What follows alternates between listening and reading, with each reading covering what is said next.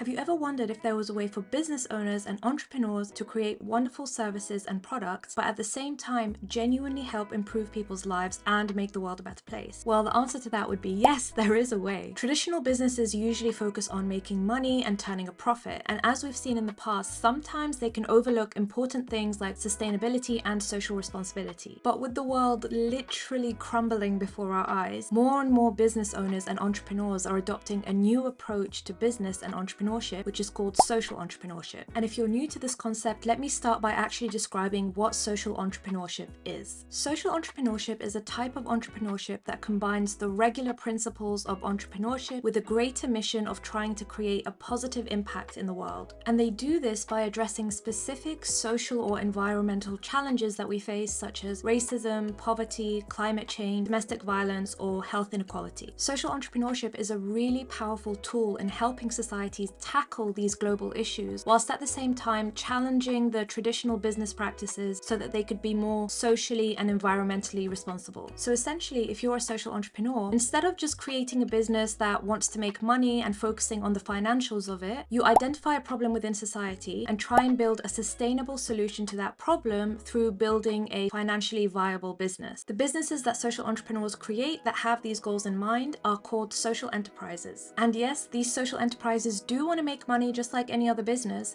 but they also equally want to focus on doing good and creating positive change in the world. Now, it's important to understand that not every business that is ethical or sustainable can call itself a social enterprise. To be called a social enterprise, you need to meet specific criteria depending on which country you're in or which framework you're following. For example, the Membership Organisation for Social Enterprises in the UK, which is very aptly named Social Enterprise UK, has set guidelines for what actually constitutes a social enterprise. They state that the following 4 criteria must be met before you can call yourself a social enterprise. The first one is that you have to have a very clear social or environmental mission set out in your governing documents, and the enterprise has to be controlled with that mission in mind. The second point is that the organization has to be independent of any state or government control, and it needs to earn more than half of its income through trading, as opposed to earning its income through donations, for example. The third point is that the organization has to reinvest or donate at least half of its profits or surpluses towards its mission. And the fourth and final point is that the organization has to be transparent in the way that it operates and in the impact that they have. So you see, being a social enterprise isn't just about announcing to the world that you use sustainable materials or that you donate a bit of charity money every single year. The mission and purpose of the business has to really be ingrained into its operations, and it has to be one of the most primary focuses alongside trying to make money and generate a profit. But that criteria is simply just for that membership organization in the UK. Another really popular framework that social entrepreneurs all over the world use is called the triple bottom line. It was a concept that was developed and popularized by author and entrepreneur John Elkington back in 1994. And some entrepreneurs use this framework as a guiding principle for their social enterprise. Usually what regular businesses do is that they focus on the traditional bottom line. This means that their focus is on their finances and becoming profitable and making money. The triple bottom line, however, is a concept that encourages businesses to focus on 3 primary aspects, and that's profit, people, and planet. So if we look at profit first, this is what regular businesses focus on. It's making sure that they're financially successful. And social enterprises also need to focus on that because they need to build a business that can stand on its own 2 feet so that it can support the mission that they're trying to achieve. Most businesses just stop there at profit, but social enterprises try and include the other 2 P's as well. They also focus on people, which means that they focus on the social impact that their business has. And that impact includes employees, customers, suppliers, stakeholders, you name it. And then finally, we have planet, which is focusing on the environmental impact that the business has and working towards making the business as sustainable as possible. Following this framework can really help social entrepreneurs balance wanting to make money and profit with wanting to do good and create a positive social impact in the world. If you think about it, it's actually really wholesome and it makes me feel very warm inside, but it's also just a really great opportunity for entrepreneurs who maybe don't necessarily want to create a charity or a non-profit, but still want to have a purpose-driven business. But at this stage, you might actually be wondering, does this approach to business really work? And the answer is yes, it absolutely can. There are countless social enterprises across the world doing really amazing work. And a couple of examples include the following. The first example is Grameen Bank, which is also known as the Bank for the Poor, and it was founded by social entrepreneur Mohammed Yunus. This bank offers microloans and microcredits to poorer communities in Bangladesh that may not necessarily be approved approved for a traditional loan in a traditional bank. And Grameen Bank has helped thousands of people in Bangladesh create better lives for themselves through the use of these microloans, and it's mainly helped women actually. And the impact of the social enterprise is so huge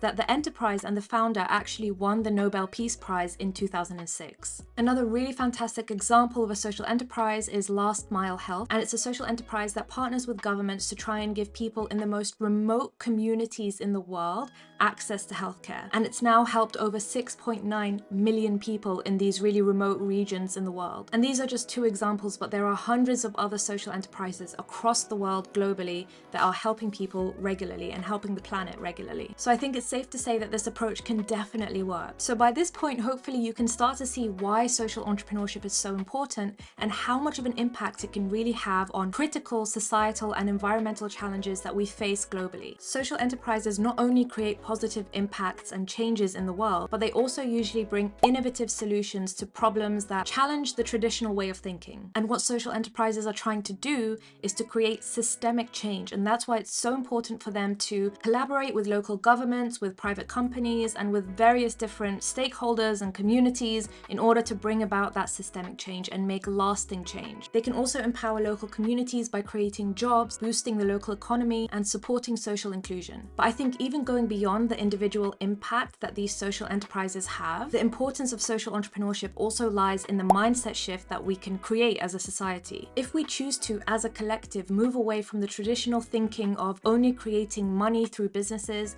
and instead think about creating social change, then it would drastically improve everyone's life so quickly. And the beauty of social entrepreneurship is that it doesn't rob you of this desire to go out there and create an amazing business and gain financial success and freedom from it. Instead, it injects a sense of deep purpose and fulfillment to the work that you're doing. And I think it's really hard to find that deep sense of fulfillment through just chasing money alone. So I implore you to support social enterprises as much as you can, because even if you can't feel it directly, these are the businesses that are shaping the future for the better. And if you're thinking of starting a business, or maybe you've already started a business, then I really encourage you to think of ways that you can edge it closer to social entrepreneurship. If there's a cause that has a lot of meaning to you and you feel like you can create positive impact in this space, then I encourage you to go out there and just do it, because we really could use more social entrepreneurs in the world. And if you're watching this video, then like me, you probably have some level of privilege, and you can use that privilege to pay it forward and help other people who are less privileged. There is nothing more fulfilling than knowing that you've created long-lasting positive change